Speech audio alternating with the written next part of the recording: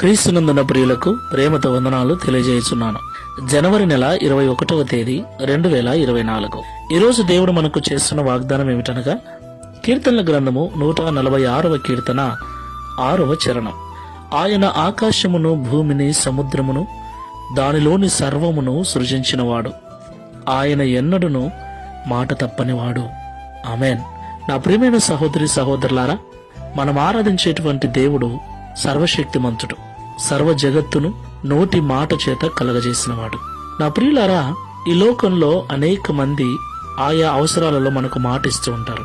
అయితే చాలా మంది ఇచ్చిన మాటను మర్చిపోతుంటారు, ఇచ్చిన మాటను తప్పిపోతూ ఉంటారు. అయితే మనం ఆరాధించే దేవుడు ఒక మాట ఇచ్చాడు అంటే అది ఎన్నడూ తప్పడు. అవును ప్రియులారా, పరిశుద్ధ గ్రంథంలో ఆయనను నమ్మిన బిడ్డలకు, ఆయనను ఆరాధించే వారికి ఎన్నో వాగ్దానాలు చేశాడు, ఎన్నో నిబంధనలు చేశాడు. అయితే ఆయన చేసిన నిబంధన, ఆయన చేసిన వాగ్దానము ఎన్నటికీ నిరర్ధకము కాదు.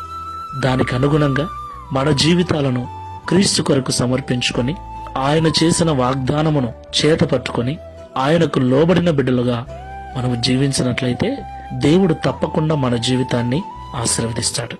ఆయన మాట తప్పుటకు నరుడు కాదు ప్రియులారా, దేవుడు.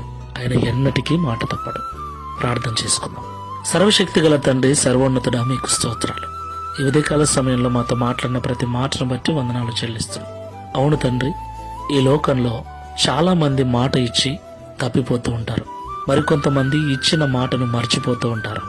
అయితే మేము ఆరాధిస్తున్న దేవుడవైన నీవు ఒకసారి మాట ఇస్తే ఎన్నటికీ ఆ మాట తప్పని వాడవని, నిశ్చయముగా ఆ మాటను మా జీవితంలో నెరవేర్చు వాడవని మాతో మాట్లాడినందుకు స్తోత్రాలు. ప్రియ తండ్రి, ఈ ప్రార్థనలో ఏకీభవిస్తున్న మేమందరం కూడా మీరు మాకు ఇచ్చినటువంటి వాగ్దానములను, మీరు మాకు ఇచ్చినటువంటి పరిశుద్ధ గ్రంథంలోని నిబంధనలను, ఆశీర్వాదములను, మాటలను మేము గుర్తుపెట్టుకుని నీకు లోబడి వాటిని సంపూర్ణంగా నమ్మిన వారమై, విశ్వాసముతో నీకు లోబడి ఈ లోకంలో జీవించు వారముగా మమ్మల్ని మార్చుమని, అలాగూ జీవిస్తున్న ప్రతి ఒక్కరికి నిశ్చయముగా మీరిచ్చిన మాటలను, వాగ్దానములను నెరవేర్చి మీ నామమును మహిమపరచుకొనమని యేసుక్రీస్తు వారి పరిశుద్ధ నామములో ప్రార్థించి వేడుకుంటున్నాము తండ్రి.